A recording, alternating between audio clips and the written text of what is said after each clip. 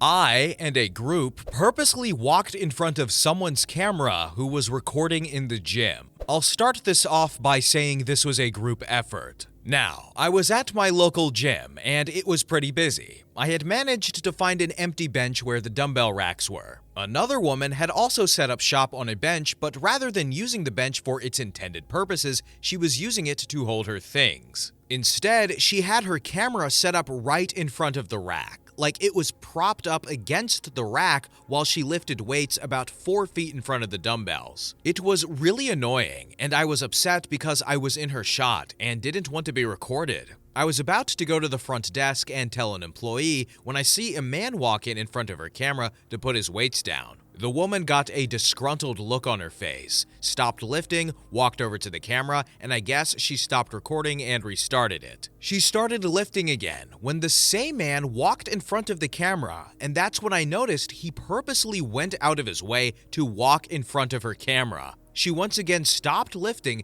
to stop the camera, looking even more frustrated. She turned to the man and said, "Could you not? You can see I'm recording." To which he responded, "Could you not? You can see people are actually trying to work out." After that, she went back to what she was doing, recording, but more people started going out of their way to walk between her and her camera. I joined in too, adding an overtly polite "excuse me" along with a smile when I did so. Finally, she gave up, looking as if she wanted to throw a temper tantrum and stormed out of the gym. Don't you guys just love it when random people band together against annoying, evil, and/or stupid people? She's not evil, but she's annoying. You don't need to record at the gym. There's other people. They don't want your faces in your stupid videos for your stupid followers. Oh, the gram has to know I worked out. No, they don't. They don't care. They really don't. Next story. Story number 2. Wife wants to leave the tags on, so I made sure to leave every tag on. This is a pretty simple one, but I love it because I saw my strategy slowly producing results in real time. I noticed about a year ago, my wife leaves the white crinkly tag on all home items we get. The pillows, the couch pillows, the bed's pillows, the duvet, the extra long leather for show pillow, etc. I have no clue why. I ripped one off once in the beginning and she got all hot and bothered, so I said I wouldn't do it again.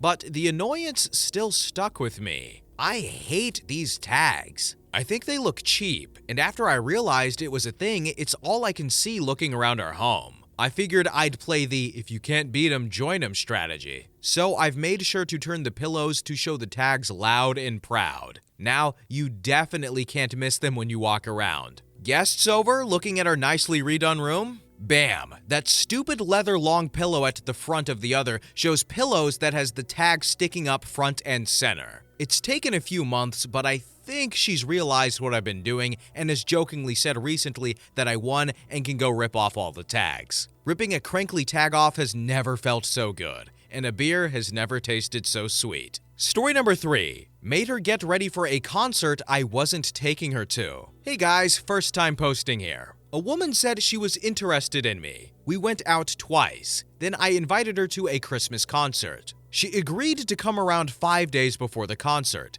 then stopped answering until the morning of the concert. I followed up with her twice to confirm whether she was going. Since she was being so quiet, all she answered that morning was a yes. Concert time comes, and she was a no-show. She ended up excusing herself at 8:30 p.m. The concert was at 8. Her excuse was that she was too exhausted to go, but posted an Instagram story later that night at a popular hangout spot. I decided to let it slide, and we planned to hang out 2 weekends later. Another concert. Same thing. She agrees to go, then stays silent until the concert day. Confirms she will go in the morning, then cancels 20 minutes before the concert. I ended up going with a neighbor to avoid going alone. I encounter her the following weekend at a hangout. She texts me if I'll be around. I respond, she stops replying. I see her 1 hour later with another guy. There was another concert recently, and she had posted she wanted to go. I think she posted knowing I'd see it, since I give free tickets for certain concerts. So I invited her to the concert, and then canceled on her right before she was about to head to the stadium. Am I an a-hole? Did I go too far? So what do you guys think? Did he go too far? Did he not go too far? Is the a-hole? Is not the a-hole? Personally, I don't think he is the a-hole. She didn't reply for 5 days, as he mentioned. I understand that life happens sometimes, but we live in a time where we have our phones with us 24/7. Unless something bad really happened to her, which I doubt did from the story, there's no reasonable reason as to why you couldn't reply to a text for 5 days. And then she says, oh, I'm too tired, and then goes to a nightclub. If she didn't want to hang out with OP, that's fine. But you know what you say? Hey, I'm not really interested, or I'd rather do something else. Be an adult about it. Ugh. Next story. Story number 4. I never said it was my truck.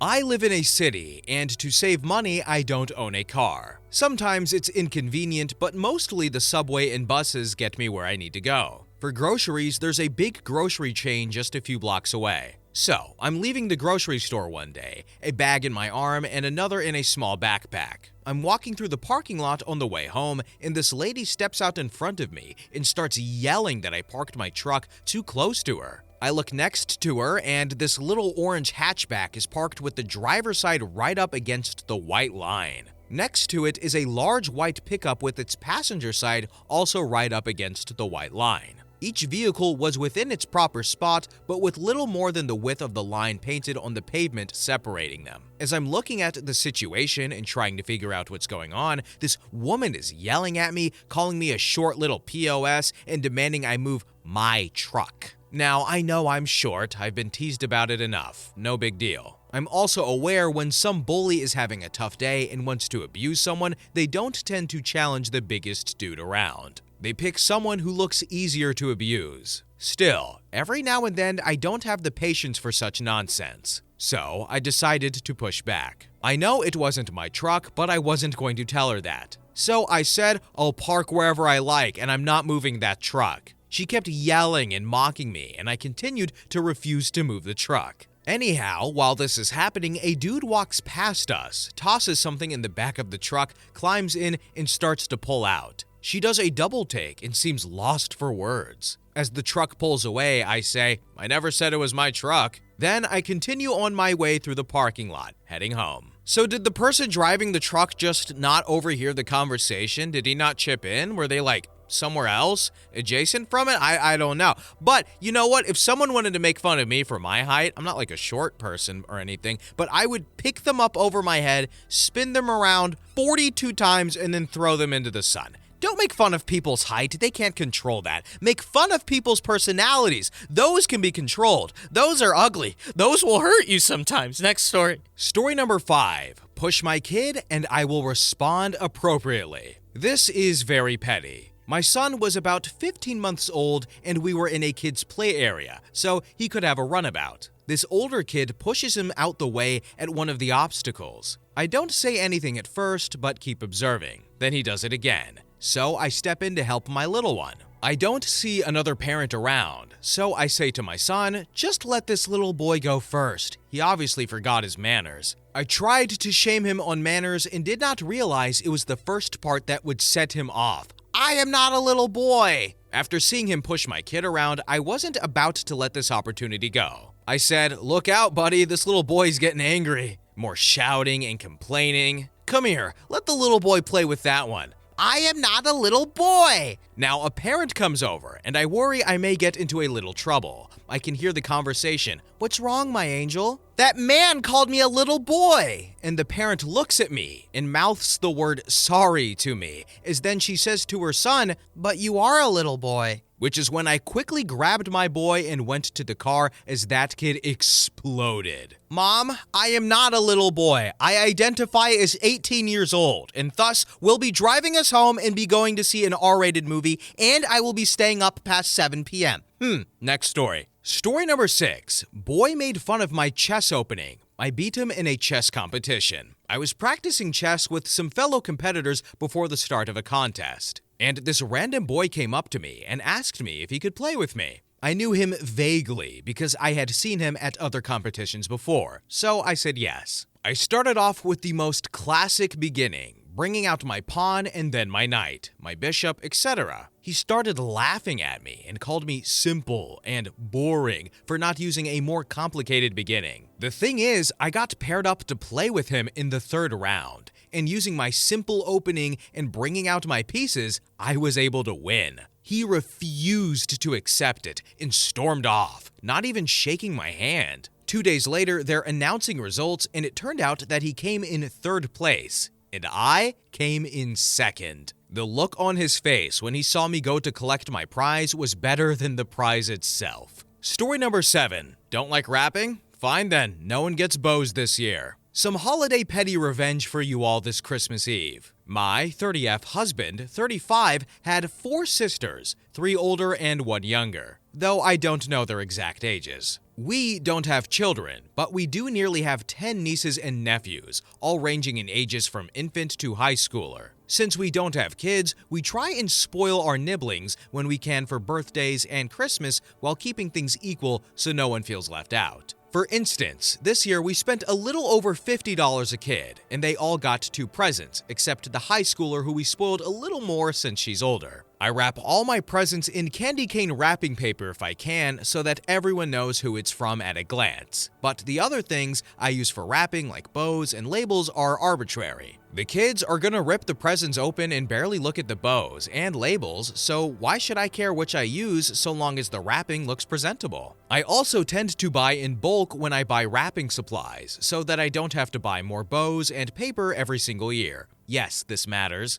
Last year, I was low on bows, so I bought a couple of bags from Costco when I got my paper. The bows from Costco were apparently better and prettier than the ones I had already, which were from Dollar Tree. The only reason I know this is because last year I overheard 2 of my sister-in-laws complaining that I used the good bows on the other sister's kids and not theirs, as if my bow and label choices showed favoritism. They even gave me the cold shoulder that night after presents were opened. I was annoyed at this because of how much we spoil our nibblings. I would understand if we spent more on one kid than the other, or if one kid got more presents than another, but that's not what happened. We made sure everyone was equal, and even got them gifts too, $50 gift cards, and even though they didn't get us anything. I don't expect gifts from them or anything, but it just seemed incredibly ungrateful to me, and a stupid thing to get upset about. Even my husband agreed that they were being ridiculous. So this year, I'm being petty. I wrapped up all the presents, went out of my way to use the same size labels for all the kids, and no one gets bows. My husband thinks this is hilarious. I warned my mother-in-law of my pettiness, and she promised to let me know if she heard anyone complain. She also thinks this is hilarious. I am excited to see how things unfold, or shall I say unwrap, tomorrow evening. Happy holidays, everyone. May all your days be chill and your revenge be petty. Update. Presents have not been unwrapped yet, but the aftermath is already there. I did not expect to have an update at all, so here we go. So apparently, one of my younger nephews, who might have some form of autism, was sad that he didn't get any bows. He knew they were my presents from the candy cane paper and asked me where my bows were. Apparently, I usually give him 2 bows. I've literally never noticed that I do this. Like I said, stuff is arbitrary to me. And he asked why he didn't get bows this year. I played it off and told him that I forgot to buy bows till too late this year, and assured him that next year he will get 5 bows to make up for it. He was happy with this, but I noticed my sister-in-laws exchange looks. My mother-in-law asked what she should tell them if they say anything, and I told her to explain that I didn't want anyone feeling like I was favoring anyone. Unsure if any other nieces and nephews will say anything, as not all of them have arrived, so we'll see.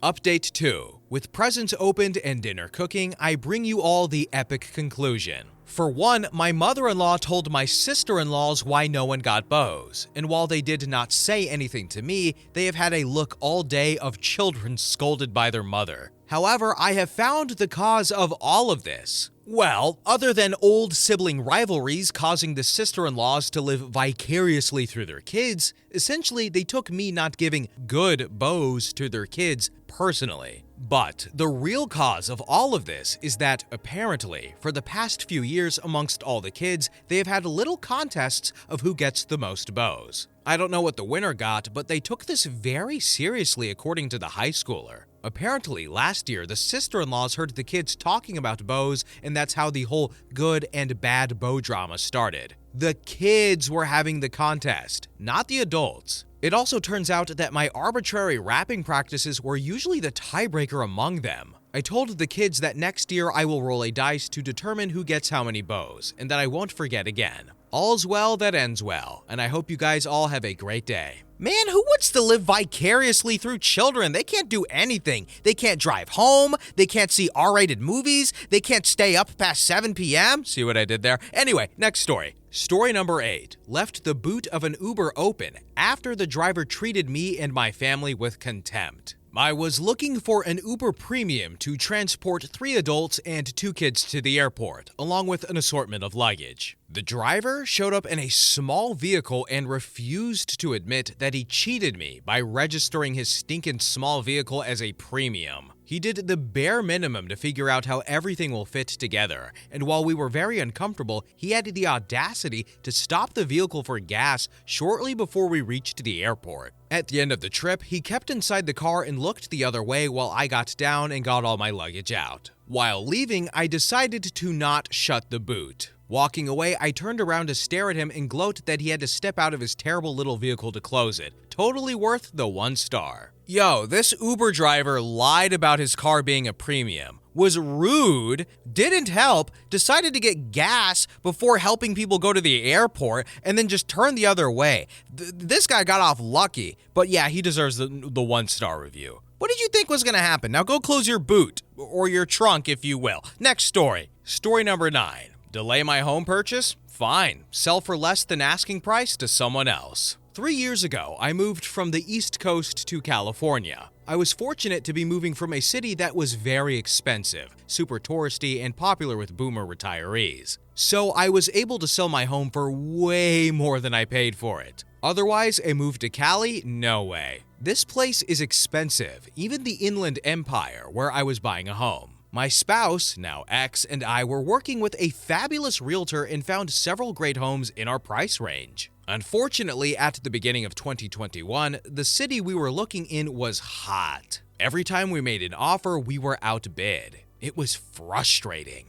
However, there was one house that was sitting on the market for a while that my spouse loved. It had some issues, but it was about $300,000 under our max budget, so we could deal with them. I wasn't in love with it, but she was pushing for it hard, so we put in an offer for the house, and some of the contents, also for sale, about $10K over asking price. Weeks go by. The realtor representing the seller, Mr. Delay, is asking for proof that we can afford the home.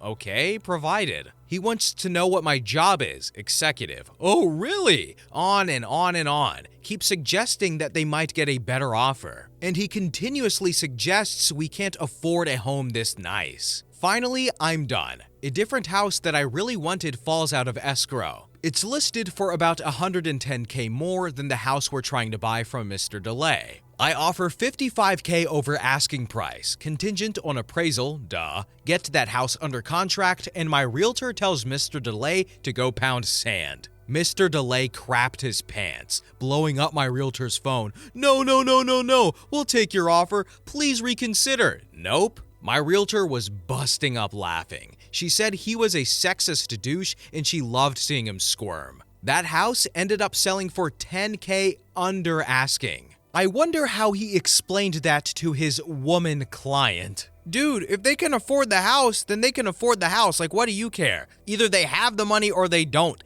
At the end of the day, you still getting paid, but this dude wanted to be Mr. Delay, Mr. Sexism. When was the last time sexism worked for you? Hopefully the answer is never, or at least a minimal amount. But you know what? It blew up in his face, and he got $10K under asking price. That's what you get. Next story. Story number 10. Exfriend treats me like crap and loses his event pass. This is a petty revenge between me and my now ex-friend. For the purpose of this story, he is a male a few years younger than me, but we are both in our 30s. I'm just going to call the event because I don't want any negativity towards said event because I love it. My ex-friend is the kind of guy who sleeps with as many women as humanly possible. And if they are married or otherwise taken, the better. is incapable of talking about anything other than sex and spends all of his time at clubs, drinking, and doing drugs. He wasn't like that when I met him, which is the only reason why we were friends at the time. Fast forward to about a little over a year ago, we both go to this event. Hotel accommodations were made, but he screwed me over with them because I was the only female he's ever known that he hasn't had sex with,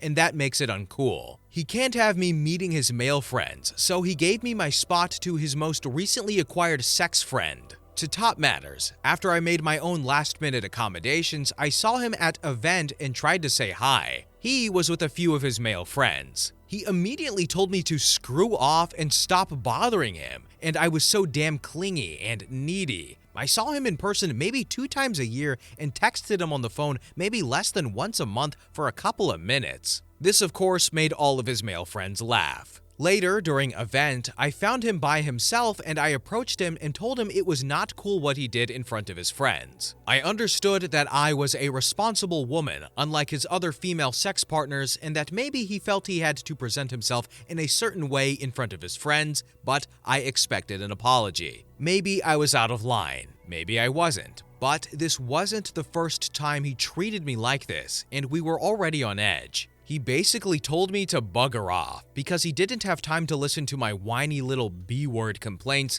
and that I needed to get over him. That was the last time I saw him at an event. Didn't talk to him for a year. Now, fast forward again to the event version 2023. Now I work security at event, and lo and behold, he shows up with all of his friends. I hadn't even thought about it, but the opportunity was right there. I charged him with harassment, unruly behavior, and carrying an open alcohol in an area where it wasn't allowed. Okay, so he hadn't actually done those things in front of me that year, but I'd seen him do them multiple times in previous years. And I'd seen him get warned by security in previous years. Once he even posted on social media how they got kicked out of their hotel for their behavior, but they stayed for an event and just drove by each day, which was a 4-day event. His event ticket was immediately revoked before he even got in. Since he had already redeemed it, however, he was not refunded. As I assume he was staying in a hotel with his friends as well. He didn't get that refund either because the hotel was still used. That means he was out several $100s and missed the entire weekend. What he doesn't know is that I will be working security as well next year, and probably the year after that, and the year after that, and the year after that, and the year after that. So, what do you guys think the event is? Something sexual, something weird, something nerdy, something cool, something sports related?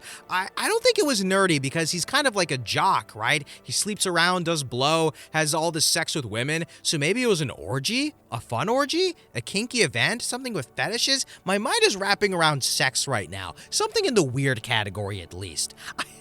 I don't know. Next story. Oh wait, there is no next story. We're done. This is the end of the video. Thanks for watching. Bye-bye.